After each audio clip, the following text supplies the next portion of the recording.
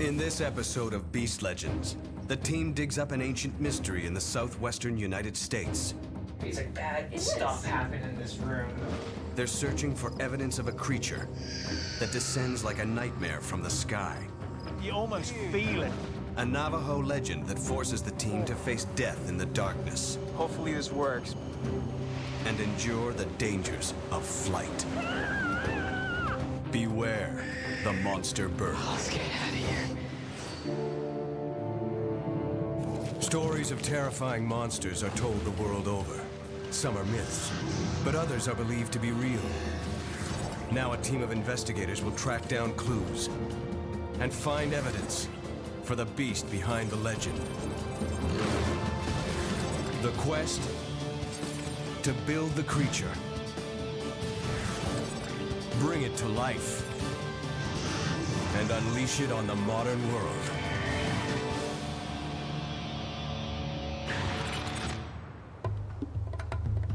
Francis is in New Mexico, home of the monster bird. He is here to find clues about what this monstrous man-eating bird may look like. Go, come on, dude. Scott is investigating the vicious behavior of birds of prey. Wow, oh my goodness. The rest of the team are in the Beast Lab, searching for the source of the legend. Yeah. This isn't just a fairy tale for the Navajo or Diné people. Monster bird was real and is real. All right, guys, check this out.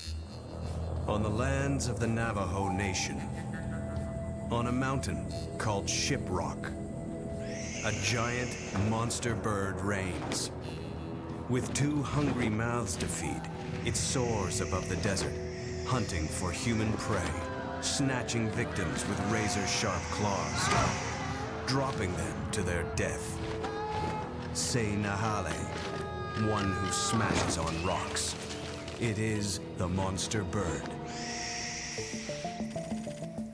This story has inspired the team to imagine what this beast might be and to bring it to virtual life. And this is going to be a cool one to build, but challenging. It's going to be very challenging because biologically it throws up quite a few problems. This bird is huge, it's monstrous. It would have to be. It would have to be, you know, to be able to pick a human up, be able to carry it into the air and dropping it. Yeah. You know, and to be fair, there hasn't been anything, you know, around in human history that has been able to do that. So we're really starting from scratch here. Right. I think that what we should do now is get more information directly from the Navajo people about the story. Yeah, if we know the sort of bird we're looking at, then we can start to work out just how big it's going to be. Well, let's send Francis to Shiprock. Perfect. In order to build our 3D monster bird, we need more information about what the beast looks like. So we've sent Francis on a mission to the home of the monster bird. And we've rented him a horse, which unfortunately doesn't come with a manual. Whoa, this way, buddy. Let's go, come on. Go, come on, dude. Let's go. All right, come on, buddy. Whoa. Now that my horse and I have finally come to an understanding, I'm headed in the right direction. Whoa. The guy I'm going to meet is a Navajo archaeologist and the son of a medicine man. Hey, Francis. He has details of a story about how monster bird attacks, and he's agreed to tell me. I'm glad you came down. No, I feel honored that you guys are letting me in on the story, you know, because I know you don't usually just put it out there like that. Well, in the Western world, it would be considered like it's a myth. Yeah. But for us, it's an actual event as part of our history. Shiprock has been a sacred place for the Navajo for over 500 years, and in fact, they don't like anyone climbing it for fear of stirring up ghosts of the dead. The atmosphere around here is creeping me out. It's really cool how you see just nothing for miles here, you know? I mean, imagine a monster bird perched up there, and we're riding on our 2 little horses. I'll see us from like miles away. We're easy picking then. Oh, yeah. Taft's going to give me the details of a story that is recorded as a real event in Navajo history. The attack on a warrior named Monster Slayer, right here several hundred years ago. Well, the story is about 45 miles, and back of this peak, there's a place called Red Mesa. As he was walking back towards this Shiprock here, the monster bird spotted him. As the bird flew to pick him up, and he just lay to his side and actually moved his arm to the side too, and it just scratched him. And the thing he said was, "Na yet see," meaning the monster missed me.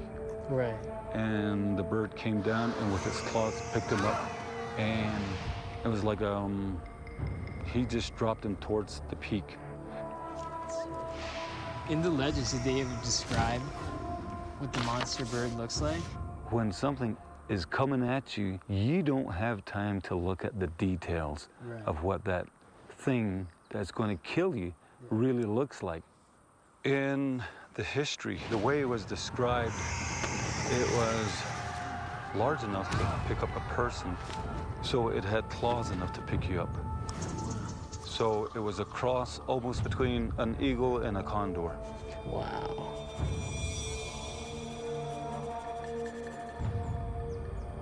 This is probably what you would see.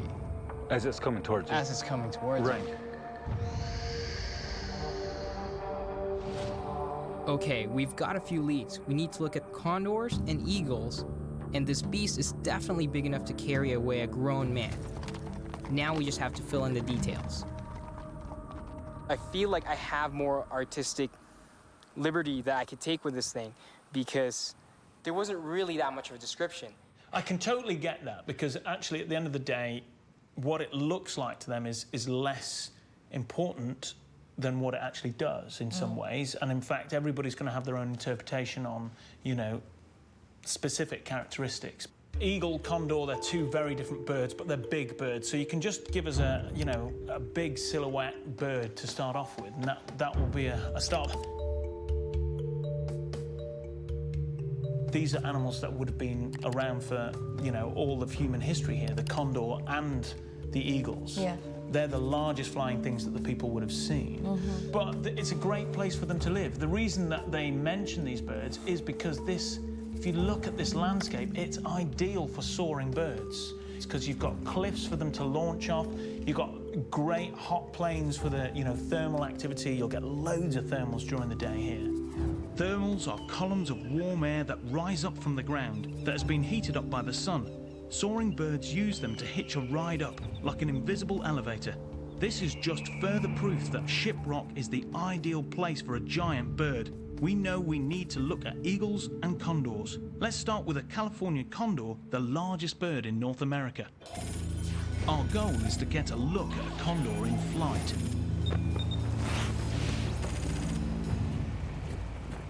Yeah, so this area we're going is not even people that live around here get access to this. If you want Californian condors, this is the guy to be with. In this area, they disappeared in early 1930s. The last nesting pair in Big Sur disappeared. So this is part of the capture-release program? Yes. We're in the Ventana Wildlife Reserve. It's one of the only places where you can see a condor in flight, because just 20 years ago, these birds were nearly extinct. Now, there are only 87 of them in all of California. So yeah, monster bird, what is the description? There wasn't a lot of description in terms of what it looks like. Yeah, Gotcha. we got It's just big. It's big. It's And big, it's what it and it's can got- do, basically, as well. So, Exactly. We could take pieces from certain birds, and you know, particularly the condor, see what we can take from it. And Yeah, the largest apply flying from bird in monster North America. Yeah, That's a good great start. place to start. Yeah, exactly. So we're looking at sheer size at the moment. The condor is the biggest lead we have on monster bird, and how it flies will be key to forming our beast.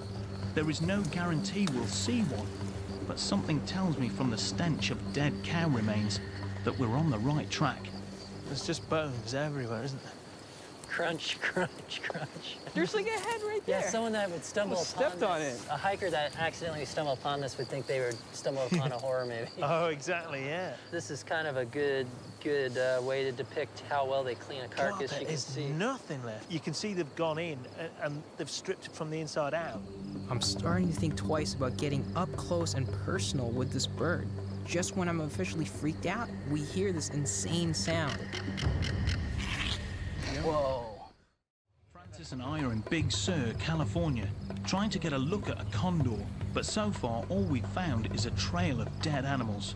You know, because the skin's all there, but everything's picked out from under. And that's the way they're designed. They'd make a hole in, and then they go in and scoop everything out. Right in the neck. Oh. Now we're talking. I can imagine the desert around Shiprock would have been littered with human carcasses just like this. Oh yeah, here's a condor. Okay. See here they are perched up in the trees. Whoa. God, you almost feel it when they come over the top of you, don't they? Well, you can hear it, just the flapping is... Yeah, whistling through their feathers, yeah.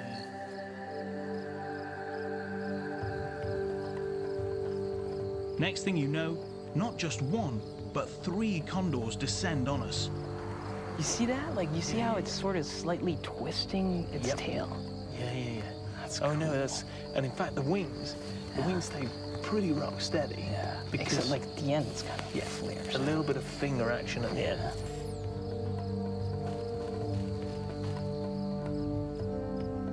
These wings are exquisite. Perfect design for a monster bird to soar high above the desert. Time for Francis to pull out the ink.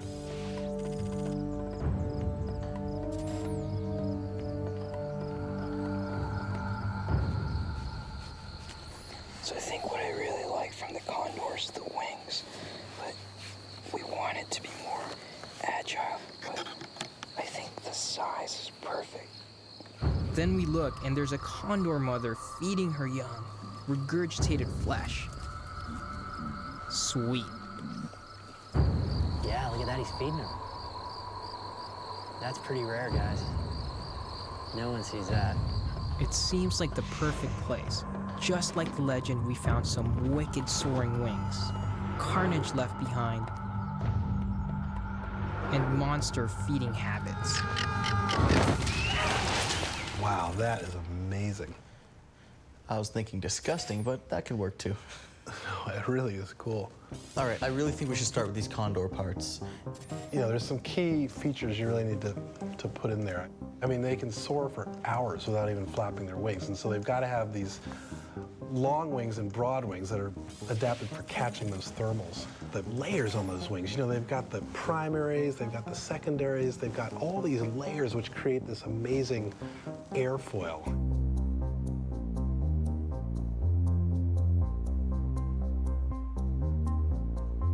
Good. That's looking really good. Now we're talking.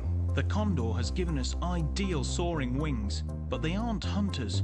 Condors only eat dead things. Monster bird hunts and kills live humans. So time to follow our next lead, eagles and how they attack.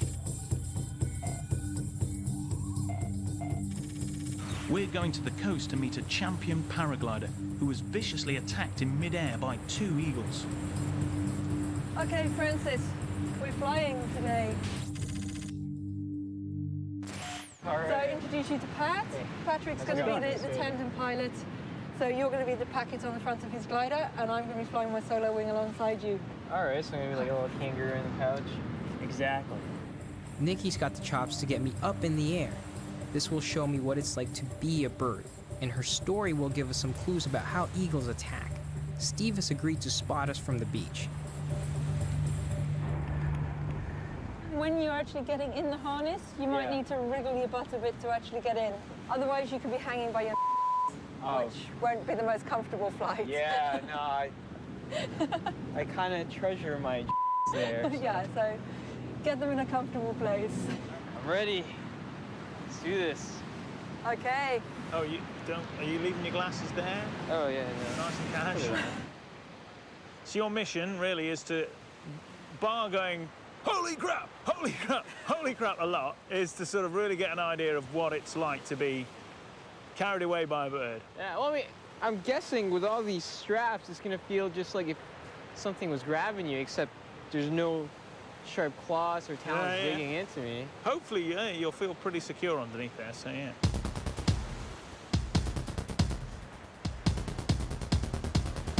Run, Francis, run! All right, here we go, guys. All in the name of science. Oh! Woo! Science rules! Oh, I'm This is awesome.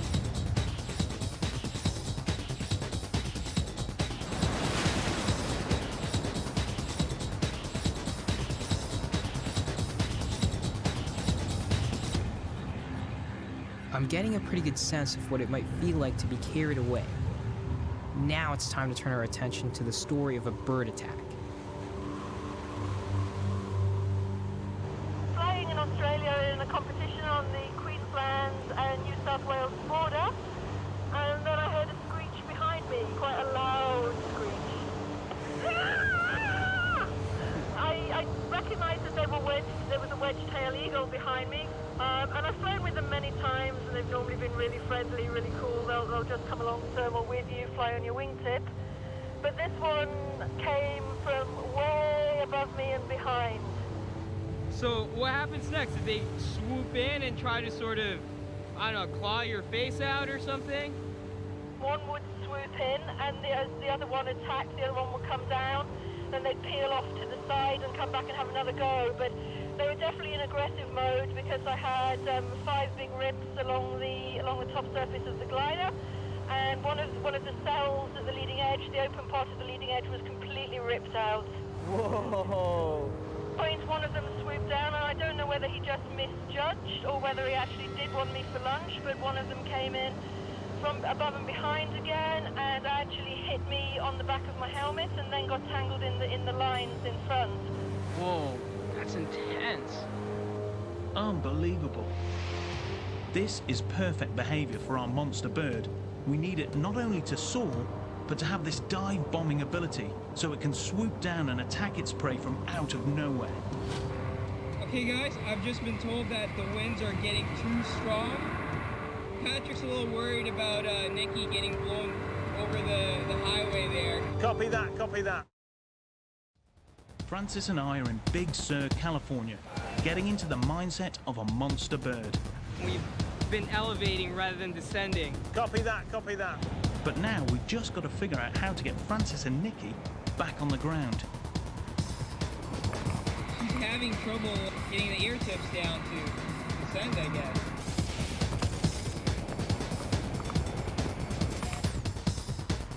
Patrick is ready to go down whenever Nikki's ready.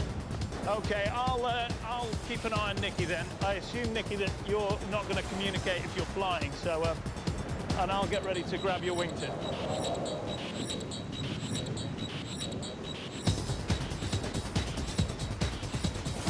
Oh, that was pretty smooth. Oh. Okay. All right. Okay. Yep.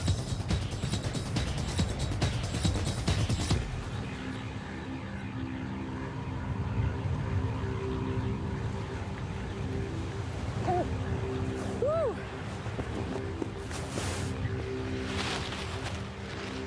Yeah, I had to stop talking because the wind had really picked up. But you could really see it picked up a lot. Yeah, you could feel that it had picked up a lot. Francis, this is what we need. We need predatory, you know, ability. I mean, like, just the attitude from it, you know, it sounds like a badass. That's, it doesn't care how big is that's there. It's a good coming, thing, you know? So it's maneuverable, it's got weapons, it's got much more of a sort of an attitude that we want our monster bird to have. Yeah, this is imperative behavior for our monster bird because it's a predator. I mean, it's got to be coming out of nowhere and surprising its prey. And what we need to really change these condor wings into something more predatory is we need more flexibility. All right, I think I can change that up.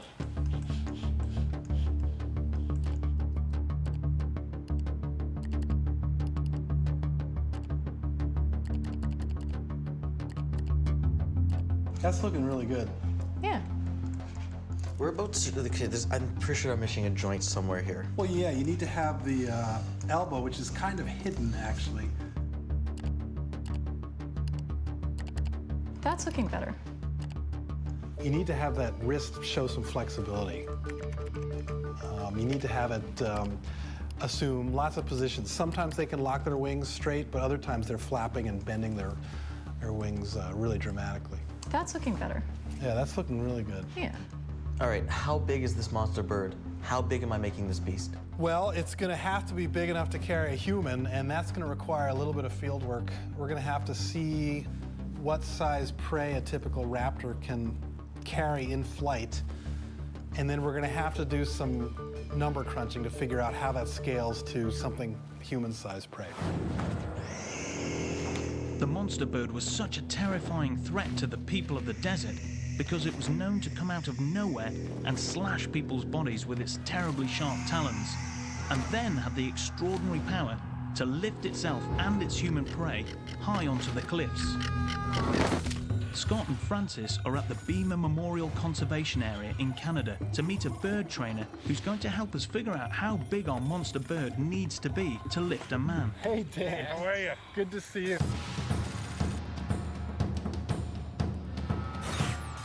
We need to work out how much weight a bird of prey can lift relative to its own body weight. When we go with... What do we got, sir? 250. Perfect. Yes, this is the same 1,100 gram Okay, bird. so we're a little less than a quarter of its body weight. Test number 1. Can monster bird lift 1/4 of its weight? Would you just lift her up? No, just 1, 2, 3. 1, 2, 3. All right. No throwing it off. Let's up the ante a little bit. Let's up the ante here. Well, I think we should go up to 500. Really? You Yeah. want to do for it? Okay, Yeah. so we can All go. right. So we're talking 500 grams now, which is about a little less than half its body weight. To carry half its body weight would be a challenge for any living creature, let alone one that flies.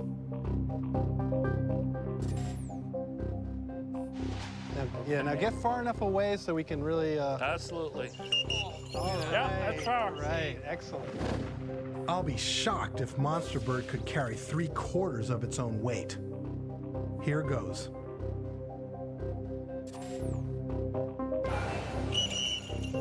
Oh, that was Okay, near she its couldn't limit. control the flight, Yeah. but she was lifting the weight. Oh, Yep. yeah. Oh, Yes. Oh, he did it. that is awesome. But I think we were near its limit there. It Yeah, seems we're like- getting very close to the yeah, limit here. That was very close. If we want our monster bird to run and launch and Yeah, power off that at was the will, movement, yeah. That was And with it- weight. And it showed that it could incline, increase its altitude with the big weight on it. But So check this out. With weight, no running start, exactly. right off the ground. Exactly. Purely Very powered little flight. wind. Very little wind. Okay, so we figured out that our monster bird can carry 3/4 of its own body weight. But what kind of talons would be ideal for snatching up a human? Oh, clear. Oh. Now, the amazing part with horned owls is that their feet are unbelievably powerful. Okay, their crushing strength is I would say physically almost twice as much as a hawk is. So I wonder, Scott, what if we gave it like owl, like claws in terms of the way the appendages are? Well, I think the zygodactyl feet are very cool because that really conveys power and the ability to grip from both Well, sides. because rather than like 3 like this, you know, That's and right. then most of the weight is over here, so now you have 2 and 2. 2 and 2 here. Yeah. So that's a balanced gripping Absolutely. power. Yeah. you know? Oh yeah. No, I think that would be really cool.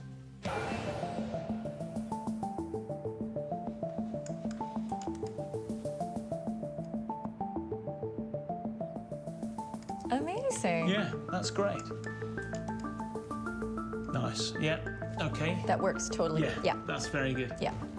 The big thing is that we still have the problem of it's picking up a human. Now, if it's going to be picking up somebody your size or it's going to be picking up somebody sort of my size, that's going to make a big difference. That power to weight ratio is going to be huge. So if this animal's evolved in this region and it was taking down humans, we need to find out, you know, what was the average height of a human, how big are these people? Well, the lucky thing is we've got a really great record of human occupation in the Southwest, and there's a really extraordinary site quite close to Shiprock. It's called Chaco Canyon.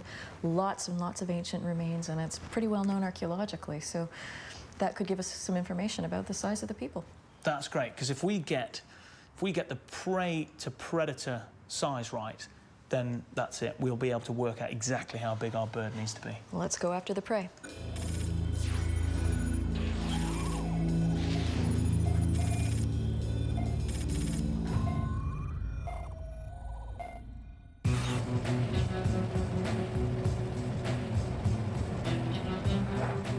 Okay, so I know I was just here, but it seems I have to come back. Catherine is taking me to a 1,000-year-old archaeological site not far from Shiprock. Our plan is to figure out an approximate size of the people that the monster bird would have lifted and killed. So do you know what like the Navajo people's theory is for like the afterlife? You fundamentally just stay around. Your spirits hang around. Yeah, You it's just almost can't like see you them become anymore. a part of the earth, Yeah, right? exactly. You become a part of the landscape. Yeah. Is there like dead bodies under those homes? For sure, yeah, there's burials there. Oh man, that is creepy. Something blue.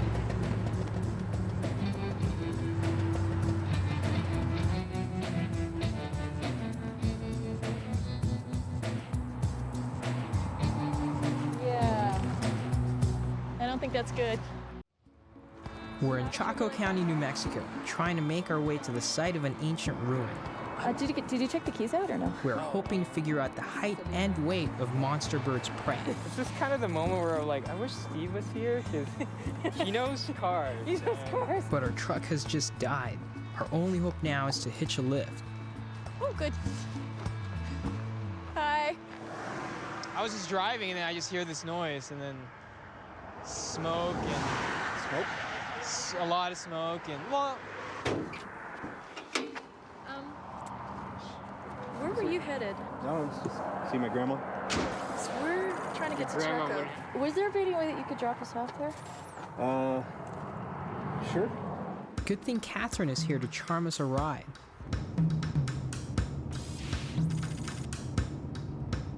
We're headed to a place called Chaco Canyon, the ancient ruins of a haunted city in the middle of the desert.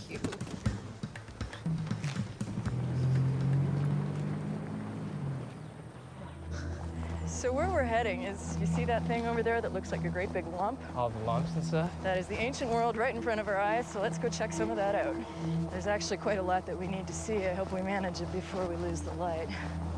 Don't want to be stuck out here with all the ghosts. What ghosts? There were a lot of people that lived here, and then at the end of it, they all just kind of disappeared. So you're basically going to a ghost town in every sense of the word. That's right.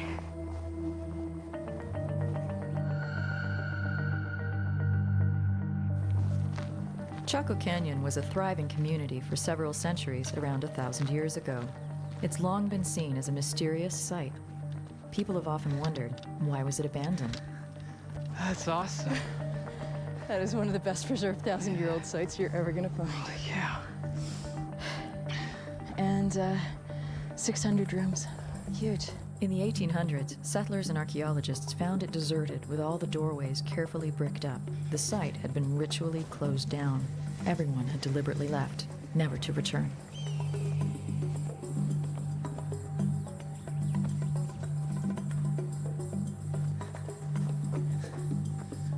Catherine's decided to start our exploration of the ruins with a piece of disturbing history. She takes me into a tiny dark space that archaeologists mocked up to look like it did 1,000 years ago.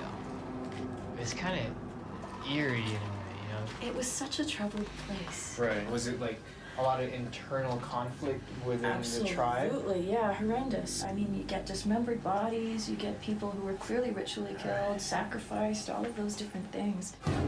It is said that long ago, to appease the monster bird, children were sacrificed, but the monster wasn't satisfied and snatched up adults as well. All the folklore, all the stories, all the religious stories afterwards, they all allude to it being a troubled place and to the idea that nobody was at rest here. And the whole fact that they sealed up so many of the doors and they kind of ritually closed the whole place before they left, it just says, like, there's bad stuff here and we want it to stay inside.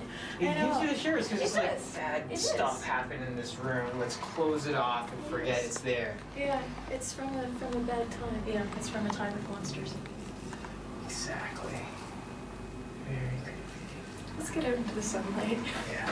Now we need to figure out how big the ancient peoples who lived here were. I have an idea. Let's measure the doorways. It's about 3'6". So anyway, I'm not sure that we can extrapolate the size of the people from the size of the doors. Maybe we could have done it from the ceilings, but the ceilings are all gone. But we still have the ceiling beams here, which is kind of handy. Yeah. So those were, you know, those are the features that show us where the ceilings were. It's about 5'8". Well, I mean, like, if this is the height of the ceiling and everyone is generally my height and shorter, yeah. So then we're dealing with a weight of anywhere from 75 to about 135. Yeah. That's like if they're fit, not... Yeah, You no, know? and actually the weight thing is a really interesting thing as well, because the other thing I can tell you from the skeletal analyses that have been done is that nutrition wasn't great. And we need to get it exactly right, because if you're talking like for a lift ratio. Yeah. There's nothing like seeing something in person. It's been informative, but imprecise. A better measure can be taken from ancient human bones found in the area. Archaeological studies of these bones have shown that a reasonable estimate for a warrior's size during this time would be about 1.6 meters and 55 kilograms. That's on the small side, so that's the minimum that the monster bird would have to lift. So based on a prey weight of 55 kilograms, and our calculation that a bird of prey can lift up to 3/4 of its body weight, monster bird can now be scaled up to weigh 72 kilograms and have a wingspan of 10 meters. If you stick with that sort of shape for now and just make the wingspan tip to tip 35 feet. So that's pretty huge. It's bigger than any other bird that has ever flown. I'm not sure that would get off the ground. So we can't just take a smaller bird and just kind of make him bigger? No, it doesn't work like that. Big birds flap slowly because they physically can't move their wings fast enough. So this thing is not going to be able to get into the air by just pumping its wings, so we're going to run into massive issues. I have a plan, but it's a radical one. Based on our latest set of calculations, our monster bird is so big and heavy that I'm pretty sure it couldn't lift itself, let alone a 55-kilogram person. I think it's time to look elsewhere. Probably hit a brick wall when it just comes to bird anatomy. You know, birds only got to a specific size for a reason, and that's the biomechanics of feathers, muscle, and bone can only get you so far. So what do you propose? I think that probably the best thing to do is look at other large flying creatures, and the largest creatures ever to take in the air that we know of, pterosaurs, you know. So they were bigger, had bigger wingspans, they were over 30 feet. So that's in the right sort of ballpark, and they were definitely heavier. Okay. So I think that would be a great avenue, and maybe we borrow a bit of their biology. Okay. It is going to radically change our anatomy, Mike. So we've got to have these accessory digits as well. This is where you're going to have your little talons out that are going to be used for walking, and they're also going to have, you know, reasonable sort of strength at grabbing as well. Yes, that's it, that's it. Looking more like a dinosaur. Question now is whether the monster bird with its new pterosaur forelimbs would have the power to lift off and carry a grown man. I've sent Scott and Francis to meet the perfect person to answer this question. Scott. It's great to see you. It's great to see you. How you doing? Doing very well. Michael Habib is one of the world's foremost experts on pterosaur locomotion. So I heard that you're gonna help us make this thing fly. The trick is to have more of the limbs in contact with the ground. So then it'll be more about the mechanics of the actual takeoff. Birds have a little bit of a handicap. They can only use the hind limbs, they can only use the legs. But there is another way. If we use the wings and the legs, more power, right? Most of the power is in the chest and in the arms. Yeah. More power, more push, more speed. Right. Gets off the ground. That could work. Yeah. So it pushes, like, launches like that? Basically, yeah, so it pushes off of its feet first, and then the hands come off. I'll take you through the stages. It started in what in stage one is just a stance, it's standing there. And it's crouching down, these joints are bending, and then the head's up like that.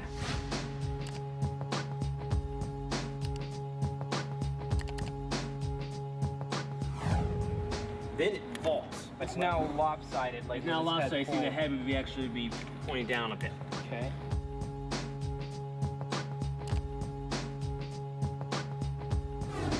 Now it's got to get in the air. This is time for the fun stage. This is time for the launch stage. You're going to unleash those springs. Exactly.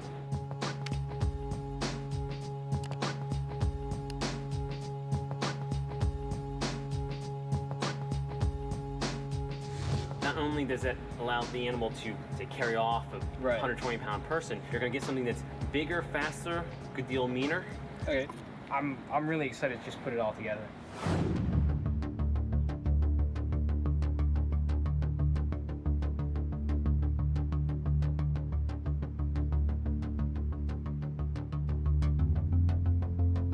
It looks freaky on the ground. Yeah. But the great thing is that if you then get it to open its wings out fully, it looks just like a bird again. Amazing. Yeah, that's great. We did it. Yeah. That is great because, okay, it's looking less bird, but it's definitely monster.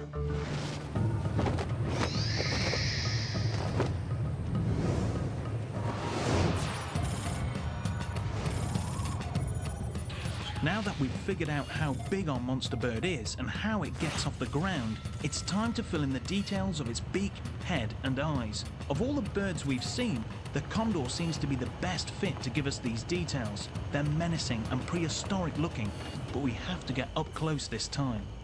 The only way to do this is to bait the traps at night.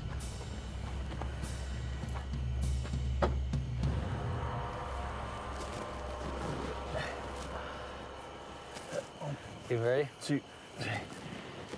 Oh. We're using this calf that died a natural death, so while it's a bit grisly, it's very humane. Oh, I've never been around so much dead stuff. I feel like a mafioso right now, getting rid of evidence. I mean, this is gonna be really key to trapping the condor. And it's really important that tomorrow they're there and ready because there's very few of them out there, so hopefully this works.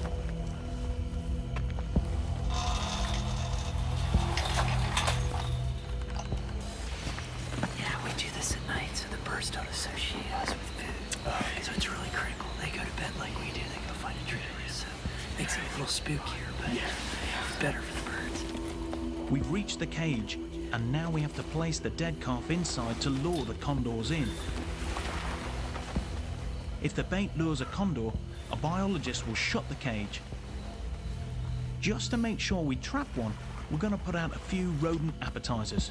Okay, guys, let's sprinkle out some rats. You got the bag? Where's my bag of rats?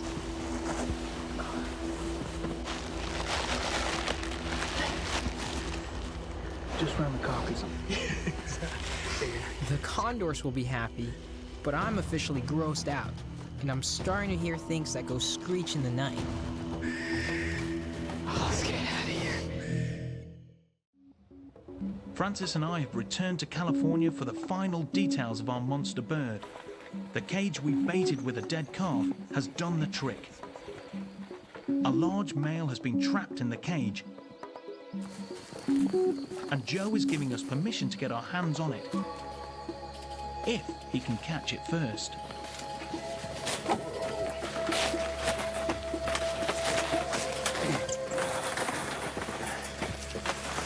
Alright, got him. Alright.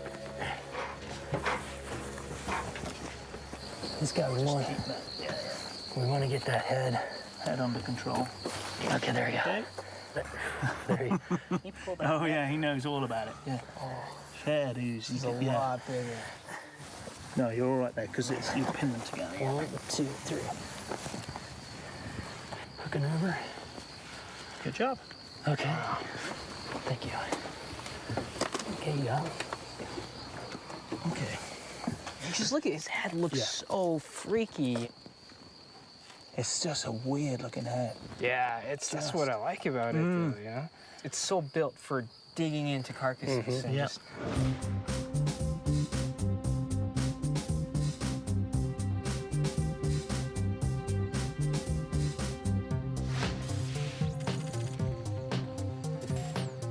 The colour of the eyes is amazing. I don't think I've seen, to be honest, if I saw that on any other animal, I would think it was pathological. I think there was something seriously wrong with it. It kind of looks rabid, doesn't it? It looks like. Well, what's so cool about it, it almost looks like, you know, when you like turn into a zombie and then your eyes are all red.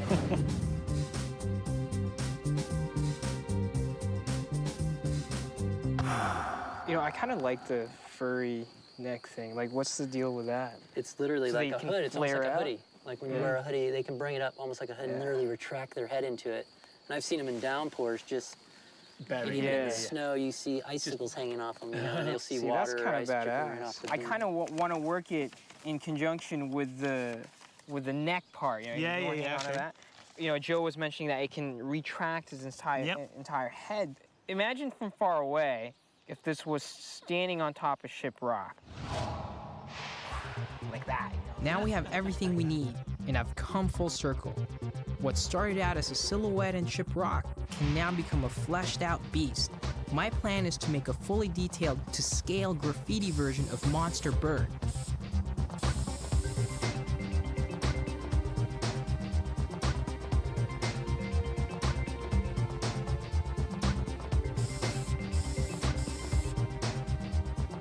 Take the head, wings, and eyes of a condor, the beak and forelimbs of a pterosaur, and the gripping claws of an owl. Instant monster bird. Man, this is the most rest I've had all day. There you go. Wicked. Time to watch a beast movie. All right, here we go.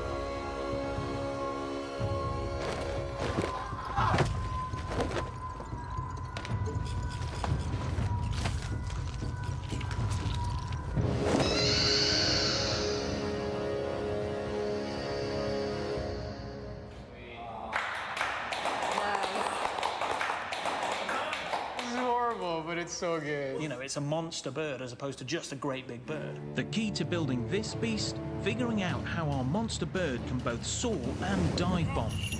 By giving our monster bird the ability to launch into the air like a pterosaur, soar with condor wings, and clutch its prey with owl talons, we've got ourselves a beast legend.